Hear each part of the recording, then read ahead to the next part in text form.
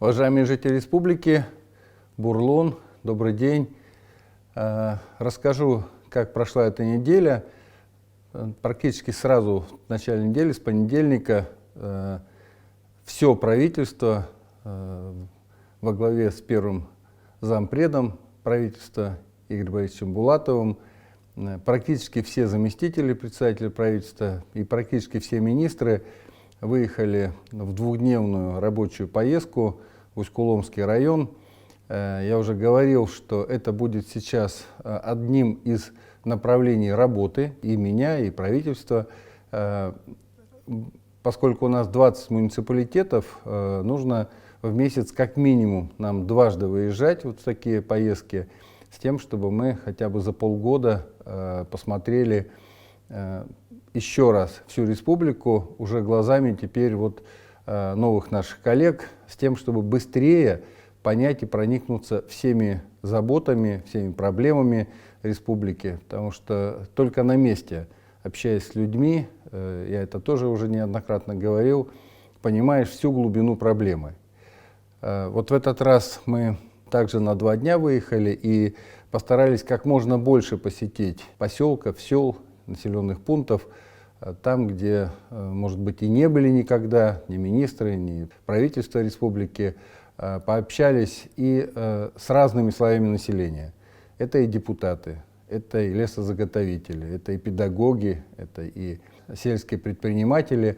То есть всех слоев охватили, с очень большим количеством людей пообщались. И это очень важно. Хочу сказать, что еще раз подчеркнуть, что нас везде ждали, принимали очень радушно. За это огромное спасибо всем жителям Усть-Куломского района. И что вот на месте выявляешь? Ну вот мы уже с вами знаем, допустим, поселок Зимстан. Была там осенью проблема, когда люди не выдержали, вышли на дорогу, потому что, конечно, вот эта история с тяжелой лесовозной техникой, которая практически превращает дорогу в непроездное направление, как раз произошла вот этой осенью, и люди просто уже вышли, что называется, на баррикады. Конечно, это совершенно нельзя эту историю доводить до такой ситуации, и я уже говорил об этом, сейчас мы готовим очень взвешенное решение, но будем его обсуждать и с общественностью, и с депутатами Госсовета, все-таки перейти только на зимний вывоз, именно промышленный вывоз леса. Тогда, когда дороги встают уже, что называется, под белый асфальт, и когда наступают твердые минусовые ночные, дневные температуры с тем, чтобы не разбивать дороги. Еще раз повторяю, это будет очень выверенное решение, потому что вот мы обсуждаем это на месте, и лесозаготовители местные говорят, что ну, мы же в течение и лета вывозим, и дрова вывозим, заготавливаем, и вывозим лес на распиловку, на какие-то хозяйственные нужды. Поэтому, скорее всего, вот как раз под местных заготовителей, у которых небольшая, некрупнотоннажная техника, вот для них будет сделано исключение. А, повторяю, для промышленных, вот таких наших гигантов лесоперерабатывающих, вот для них как раз будем, скорее всего, готовить только зимний вывоз. Что еще? Конечно, есть очень много интересных вещей, которые мы тоже посмотрели. Например, в Усть-Куломе в 2 населенных пунктах начали делать сбор мусора по такой правильной, цивилизованной технологии, раздельный сбор мусора.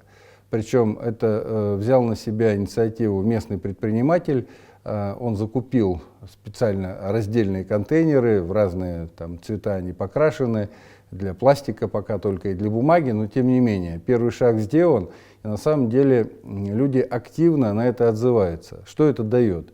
Ну, во-первых, это не просто контейнеры, а он сделал дальше площадку, ну, по сути, такой ангар, где этот мусор привозится и разбирается. Естественно, небольшой пресс, который, там, пластик, делается уже пресс формы для перевозки, для сдачи его как вторсырье, ну и бумага то же самое. И это очень важно, потому что по мусорной реформе я уже тоже неоднократно говорил вам, что мы сейчас отрабатываем, вот как раз с новым правительством отрабатываем уже настоящую реформу, где эта реформа в первую очередь должна носить экологическую направленность, второе, она должна быть экономически целесообразна.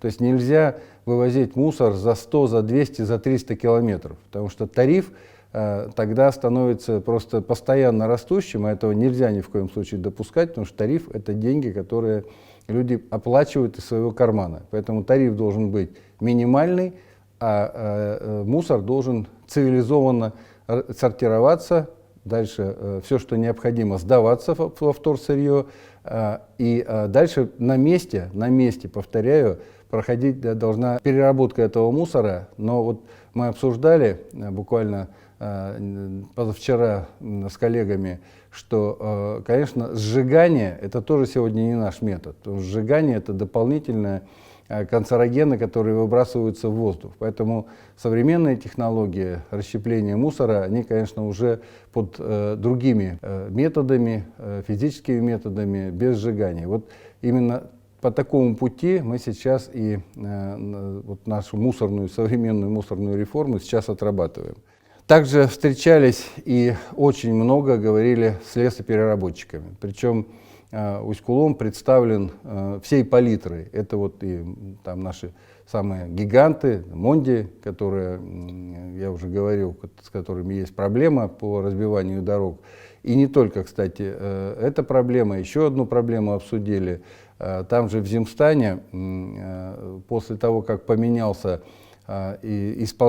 субподрядчик у Монди по вывозке леса, сразу было 70 человек из жителей Земстана этим новым субподрядчиком Монди уволено.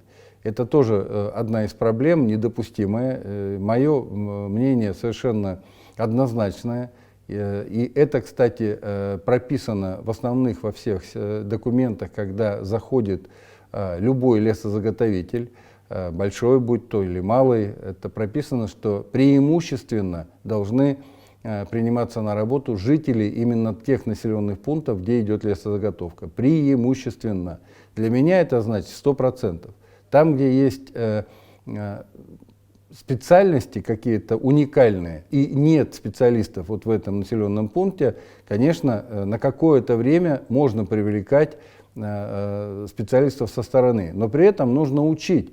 Нет таких у нас специальностей, которым невозможно было бы научить наших местных жителей. Поэтому нужно параллельно учить и все равно стремиться к 100% занятости именно местного населения.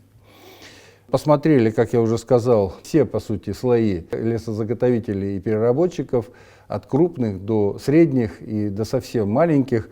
Какая есть проблема еще? Нам нужно, чтобы лесопереработка была полного цикла. То есть, чтобы не оставались горы щепы, чтобы не оставались горы горбыля, чтобы не оставались горы опилок. Чтобы все перерабатывалось. И сегодня для этого есть все возможности, есть линии по переработке, которые превращают все эти отходы в биотопливо. Еще что, биотопливо, вот со всеми переработчиками разговариваем, мне говорят, да мы готовы, и мы готовы привлечь инвестиции, и правительство сегодня Республики Коми готовы в это инвестировать. Но дальше же сбыт. И здесь еще один парадокс у нас, уважаемые жители, выясняется. В центре Усть-Кулома стоит котельная. Ну как вы думаете, на чем она топится? На биотопливе? Ничего подобного. Она топится мазутом. То есть в центре лесного муниципалитета, где идет промышленная заготовка леса, переработка леса, мы топим котельную мазутом. Ну, конечно, это совершенно неправильно. И я там на месте дал поручение, я его давал еще летом, чтобы нам подготовить программу, причем это должна быть программа годичная. То есть никаких там ни 3, ни 5-летних. Год на то, чтобы перевести все котельные на горелки вот, с использованием биотоплива. Потому что тогда запускается вот эта кооперационная цепочка. Заготовка, переработка и сбыт готовой продукции, будь то пилеты, будь то гранулы. Причем парадокс в том, что мы в этом же Усть-Куломе лесозаготовитель и с полной глубокой переработкой производит гранулы для Италии. Причем тут же пакует их в специальную тару, на которых написано, что эти гранулы изготовлены по заказу какой-то компании, совершенно это не компания Республики Коми, это иностранная компания, и дальше эти гранулы идут в Италию. Я очень рад за то, что жители Италии используют экологически чистое биотопливо. Но это в первую очередь наше топливо, и оно использоваться должно у нас. И этот парадокс, что мы отправляем в Италию, заботясь об экологии Италии, наше чистое топливо, а сами топим мазутом. Вот этот парадокс год я дал задачу, поставил задачу правительству год на то, чтобы этот парадокс исправить. Вообще в Усть-Куломском районе есть чему поучиться. Мы посмотрели и посетили Дом культуры в селе Усть-Нем. И хочу вам сказать, что для меня это было, вот, знаете, такое очень приятно и очень комфортно нахождение там, потому что люди не просто любят село, не просто любят свою землю, а они делами это доказывают. Вот что я имею в виду? Они построили хозспособом Дом культуры. Причем, вы знаете, я вспоминаю, этот хозспособ, это же забытый способ в советское время. Так строили и МЖК строили, молодежь строила себе жилищные кооперативы, вот, дома. Стройотряды строили. По сути же это тоже хозспособ, когда приезжал стройотряд и по сути за лето возводил объект, допустим, тот же коровник. Да? И это всегда было дешевле. Вот, при этом, когда строят для себя, то строят, естественно, качественно. То есть я здесь не умаляю достоинства профессиональных строителей, но когда строится хозспособом, ведь там тоже привлекаются строители. Только это местные строители. И люди строят для себя, конечно, строят очень качественно. Но самое главное, экономика совсем другая. Вот в селе Усть-Нем экономика следующая. Дом культуры построили за 12,5 миллионов рублей. Причем такой же, еще только с меньшим количеством мест в зрительном зале, то есть меньше по размерам Дом культуры, построили в селе Вольдино, и там цена этого Дома культуры 40 миллионов рублей. Вот там, где он строился обычными строительными бригадами. Вот вам, пожалуйста, и экономика. Поэтому, конечно, мы будем вот этот пример тиражировать и, конечно, будем поддерживать всячески вот такой хозспособ, когда люди строят для себя, строят качественно и строят дешевле. Еще один уникальный объект, который я тоже с удовольствием посмотрели, это школа в селе Тимшер. При этой же школе энтузиаст Александр Алексеевич Паршуков, тренер по пулевой стрельбе, по сути, за свои деньги, вложив средства просто от своего бизнеса, и душу, и средства, построил уникальный тир. Причем этому тиру может позавидовать любой стрелковый союз. И тир с возможностями проводить республиканские соревнования по стрельбе из пневматического пистолета и с пневматической винтовки. Ну, поскольку я все-таки периодически беру в руки оружие, охочусь, стреляю, я с удовольствием пострелял. Конечно, уникальный тир, все на электронике, то есть суперсовременные технологии. И, конечно, тренироваться в таком тире очень результативно. Я, конечно же, хочу пожелать успехов сегодняшним воспитанникам, это Екатерине Паршуковой, Елизавете Сысоевой и всем остальным ребятам только побед. И, конечно, вот хочется сказать, что и это бы надо тиражировать. Такие настроения и такие проекты, конечно, дают уникальный результат. Дети, ребята, которые занимаются в таких и спортивных секциях, вот в таком тире, конечно, приобретают очень хорошие спортивные навыки. Было несколько еще объектов, по которым я непосредственно отдал сразу поручения. Например, в Усть-Куломе мы посмотрели спортивно-оздоровительный комплекс «Олимпик». Уникальный комплекс, очень здорово, что вообще в Усть-Куломе есть такой комплекс, там постоянно, там круглые сутки люди занимаются. Тем не менее, вот проблема какая-то была при проектировании, течет кровля, поэтому часть кровли мы уже отремонтировали в этом году, а часть кровли сейчас будем изыскивать деньги, все-таки, чтобы кровлю окончательно над всем зданием, кровлю починить. И вот это поручение сегодня уже идет в реализации.